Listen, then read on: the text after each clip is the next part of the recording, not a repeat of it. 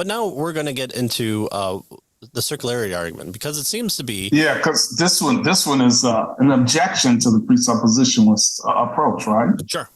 Sure. And so you have this harsh circularity of the characterizedness of general Christians in general saying, well, I believe the Bible because it's God's word.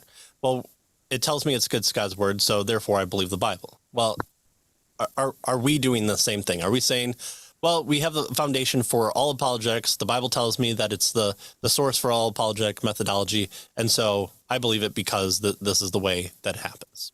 Okay, so that's what we're going to cover here in a circular argument, question mark. And also we might want to point out, not only do unbelievers would suggest that it's kind of that there's a circularity, but even other approaches to apologetics suggest that the presuppositionalist approach is circular. In fact, that's the biggest, fault, with scare quotes, that other positions find with regard to presuppositions. Well, it's circular. How can you, assume that the Bible is true and then try to prove that the Bible is true? It's just a circular argument. It's not a good methodology, and so you shouldn't be using it. It's ridiculous. And so Frame wants to go after that particular objection to presuppositionalist apologetics. And so that's what he does here in this particular section. Mm-hmm. Right. So does this mean that we are called to embrace circular arguments only in one sense? Oh, okay. So we're kind of admitting it is a little bit circular. But maybe there's a reason for it. We are not called to use arguments such as this. So this is what we're not called to do. The Bible is true, therefore the Bible is true. That would be... Well, that's circular, right? That would be adding nothing to the conversation whatsoever. Yeah, exactly. The Bible is true is a good statement, but why, therefore, the Bible is true? That's not what we're doing here.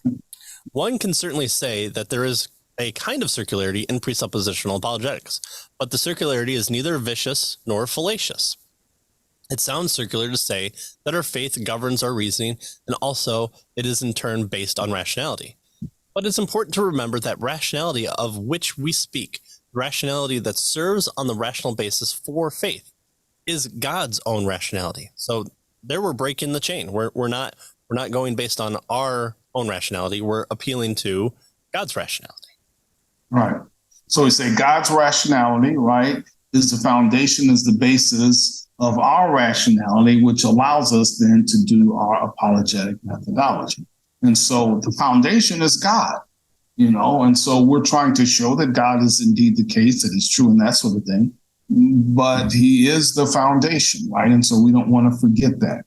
He says if faith is in accord with God's own thought, his rationality, then it goes without saying that it will also be in accord with the best human reason, which, images God. We're created in the image and likeness of God. So God gave us our rational equipment, not to deceive us, but so that we might gain knowledge. So in biblical argument, therefore, there is both reasoning and evidence.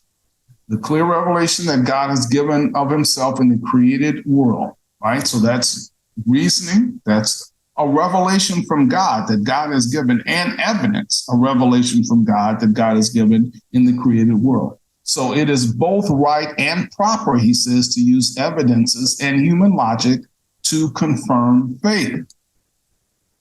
And again, the slam, we might say, on presuppositional apologetics is, well, you should use evidence. You don't use evidence. And Frame is saying, yes, we are to use evidence, right? He's not dismissing evidence, but he's suggesting that we have to have a certain ultimate commitment, a foundation. Of course, that is based on the true and the living God. Mm-hmm. Yeah, God calls us, come, let us reason together.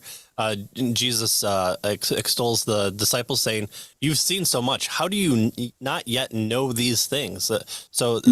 There's not a justification. Oh, you're saved, you're switched, and you should be perfect from here on in. The calling is to be perfect. The calling is to be more holy. The calling is to conform our hearts to the hearts of Christ.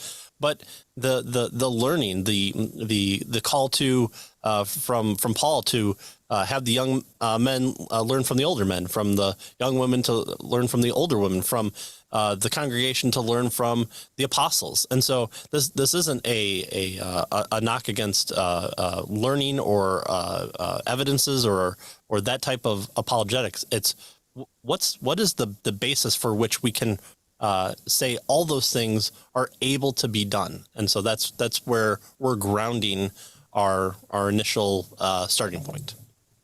All right. So does this fact then eliminate the possibility of communication between believer and unbeliever? Well, it might seem so.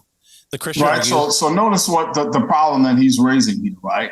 Well, if we have a philosophical presupposition or a Christian ultimate commitment that we start from, then how do we communicate with the unbeliever if we're starting from a place that they're not starting from, right? How do we bridge that particular gap, right? Does this eliminate the possibility he's suggesting of communication with the, between the believer and the unbeliever?